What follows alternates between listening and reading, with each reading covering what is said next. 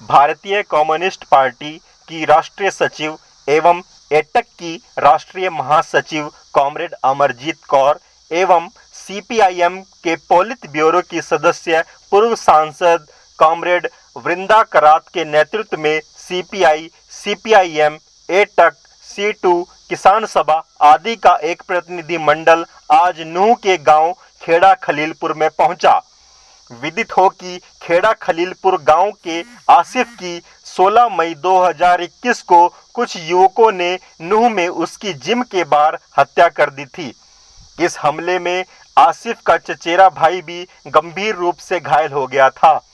जब पुलिस ने हत्या में संलिप्त कुछ युवकों को गिरफ्तार किया तो कुछ असामाजिक तत्वों ने सांप्रदायिक रूप देने का प्रयास शुरू कर दिया, जिससे मेवात में हिंदू मुस्लिम एकता को खतरा पैदा होता दिखाई देने लगा। प्रतिनिधि मंडल में शामिल सभी साथी खेड़ा खलीलपुर गांव में जाकर शोक संतप्त परिवार को संवेदना व्यक्त की और प्रतिनिधि मंडल ने बाद में जिला उपायुक्त से मिलकर दोषियों को गिरफ्तार करने एवं सामाजिक एकता बनाए रखने की मांग की। आसिफ के परिवार को मिलने के लिए आए थे, राशिद के परिवार को मिलने के लिए आए थे। जो घटना, बहुत दुखद घटना हुई जिसमें आसिफ की हत्या हुई थी, और हम लोगों ने ये महसूस किया कि इस वक्त गांव के लोगों में, परिवार के लोगों में एक वहम, एक संदेह आ गया है कि न्याय मिलेगा कि नहीं मिलेगा, जस्टिस होगा कि नहीं।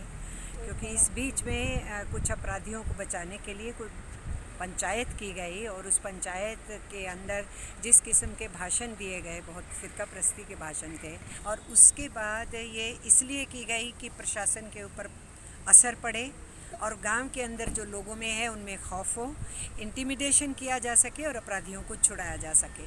तो दो मकसद हैं इनके, अपराधियों को छुड़ाना एक तरफ है, और जो पिछले दिनों में पूरे इन गांवों की एकजुट होकर के किसान आंदोलन को समर्थन देने की कवायद थी, उसको भी तोड़ने की एक किस्म का कोशिश है। तो ये हम लोग देखते ही आए हैं हिंदुस्तान के इतिहास में कि हमेशा एक मामूली क्राइम के इर्द गिर्द भी एक मौका ढूंढा जाता है कि उसको कोई राजनीतिक कलर दिया जाए, उसमें कोई सांप्रदायिक सद्भावना खराब की जाए, उसमें लोगों को बांटा और बंटवारा किया जाए। ये होता आया है और इस केस में भी उसी किस्म का प्रयास हो रहा है। इसलिए हम लोग आए थे सीपीआई सीपीएम की तरफ से, मैं आई पार्टी और ट्रेड यूनियन की तरफ से, और साथ ही वृंदा आई थी पार्टी के बिहाफ पे और एडवा के बिहाफ पे, और पूरी टीम हरियाणा स्टेट की दोनों पार्टियों के साथ में थी। तो हमारा मकसद यही था कि गांव के लोगों को हम कह सकें कि आप अकेले नहीं हैं, हम सब आपके साथ हैं। और जब हम गांव के लोग बोलते हैं तो हर धर्म, हर जात के पूरे गांव वासियों को, जिन्होंने अपने संयम को और शांति को बना के रखा हुआ है, उन सबको हम संबोधित किए, मिले। और हमें इस बात का बहुत अफसोस लगा जब हम आसिफ की पत्नी तस्नीम से मिले, जब उसने हम लोगों से सवाल किया कि बताइए इस मुल्क के अंदर, हमारे सेकुलर इंडिया के अंदर क्यों कोई कोशिश कर रहे हैं कि तुम माइनॉरिटी के हो तो हम तुमसे जो मर्जी कर सकते हैं। तो ये बहुत दर्द वाले सवाल हैं जो आज़ाद हिंदुस्तान में अब उठने नहीं चाहिए। हम सभी इस देश के बाशिंदे हैं, तो सबको बराबर के अधिकार भी हैं, तो फिर सबको अगर कोई भी क्राइम हुआ, जुर्म हुआ, तो न्याय की भी उम्मीद है। मैडम, अभी आप यहाँ पे नूह के उपायुक्त से मिले हैं, उनका क्या कहना है इस मामले पे? उनसे हमने आगाह कराया। उन्होंने कहा कि जो पंचायत हुई वो मेरे समय में नहीं हुई, जो ये छूट गए हैं ये कोर्ट की प्रक्रिया थी, क्योंकि कुछ लोगों ने बेल लगाई थी।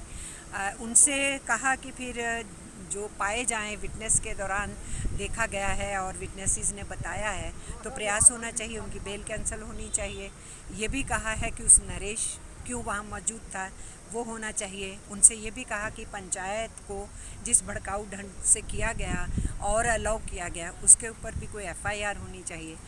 तो शक्ति सिंह जी जो डीसी हैं यहाँ के, उन्होंने आश्वासन दिया है कि मैं टाइम फ्रेम फॉलो करने की कोशिश करूँगा, और जो भी कानूनी दायरे के अंदर है उसको स्पीड फास्ट करते हुए वो करने की कोशिश करेंगे।